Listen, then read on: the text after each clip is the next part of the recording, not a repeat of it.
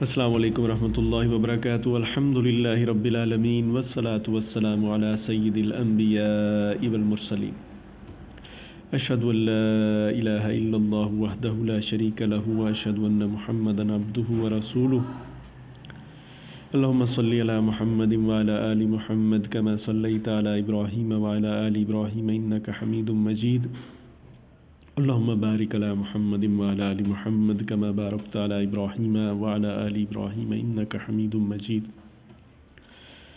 رب اشرح لی صدری ویسر لی امری واحلل عقدۃ من لسانی یفقہوا قولی اللہم انفعنا بما علمتنا وعلمنا ما ینفعنا وزدنا علما۔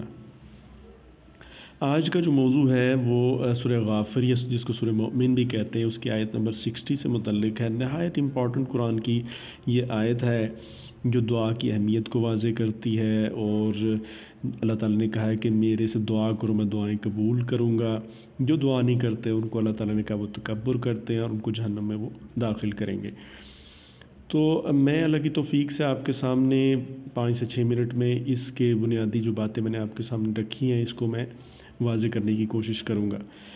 تو پہلے میں تلاوت کرتا ہوں آیت کو۔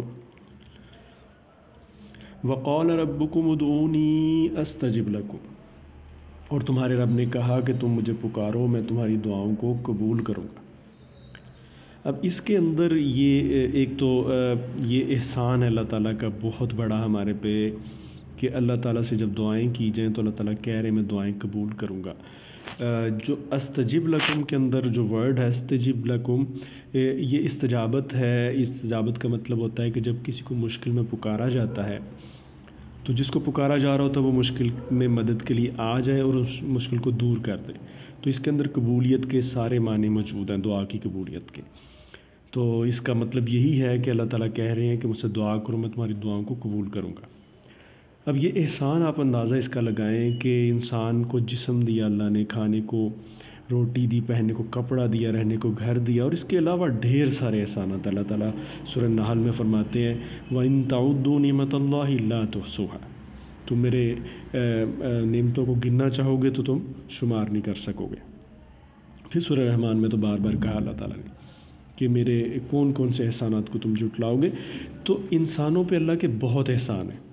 یہ احسان خاص طور پہ اتنا امپورٹنٹ ہے، یہ اللہ کی محبت بھی ہے کہ جب انسان کو دنیا میں اللہ نے بھیجا تو اس کی آزمائش تو ہونی تھی، ٹیسٹ کرنے کے لیے تو بھیجا، اور پھر اس پہ مشکل پریشانی مصیبت تو نیچرل ہے کیونکہ آزمائش میں تو یہ ہوتا ہے۔ تو اس میں سب سے کام کی چیز انسان کو جو انسان کے کام آتی ہے یا سب سے امپورٹنٹ چیز اس کو جو چاہیے ہوتی ہے وہ یہی ہوتی ہے کہ وہ دعا کرے اللہ سے کہ اس کی مشکل پریشانی دور ہو جائے، مصیبت دور ہو جائے، تو اللہ تعالیٰ اس کو قبول کر کے اس کی مشکل پریشانی اور مصیبت کو دور کر دے۔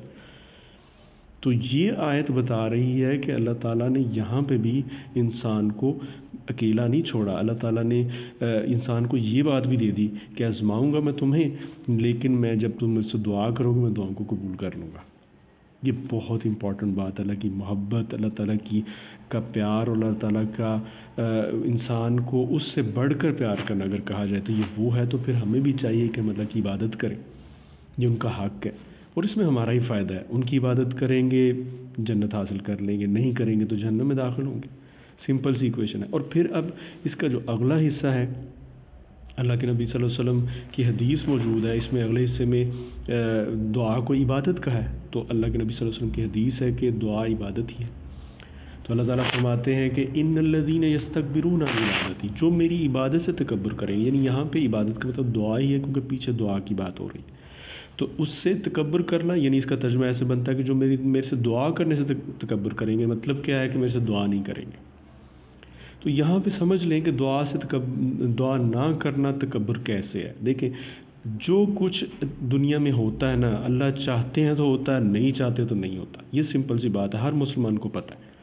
تو پھر اس کا مطلب ہے ہر مسلمان کو چھوٹی سے چھوٹی بڑی سے بڑی چیز کو کرنے یا حاصل کرنے کے لیے اللہ سے مانگنا چاہیے، دعا کریں اور اس کے بعد کوشش کریں پھر ملے۔ تو جو شخص اللہ سے دعا نہ کرے اور اپنی کوشش پہ سارا توکل کر لے کہ میں کر لوں گا خود، یعنی یہ وہ جانتا تو ہے کہ اللہ تعالیٰ ہی چاہیں گے تو ہوگا، نہیں چاہیں گے تو نہیں ہوگا، لیکن دعا نہ کرے اور کہے میں خود کر لوں گا، تو پھر اس نے اپنے آپ کو بڑا ہی تو جانا۔ تو پھر بڑا جاننا تو تکبر ہی تو کیا، تو یہ دعا نہ کرنا تکبر ہے۔ اللہ تعالی ہمیں اس سے بچائے، آمین یا اللہ یا حی یا قیوم۔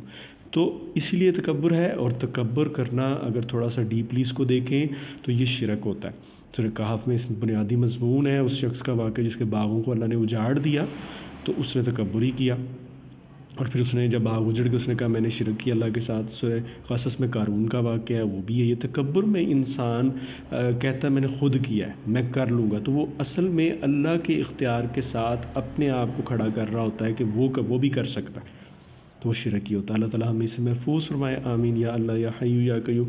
پھر اس میں کہا ان الذین یستکبرون عن عبادتی، جو میری عبادت سے یعنی دعا سے تکبر کریں گے، سیدخلون جہنم داخرین، تو ذلیل و خوار ہو کے جہنم میں داخل کیے جائیں گے۔ اللہ کی پناہ ہے اس سے، جہنم سے۔ اللہ تعالیٰ ہمیں جہنم سے بچائیں، جنت میں داخل کریں، آمین یا اللہ یا حی یا قیوم۔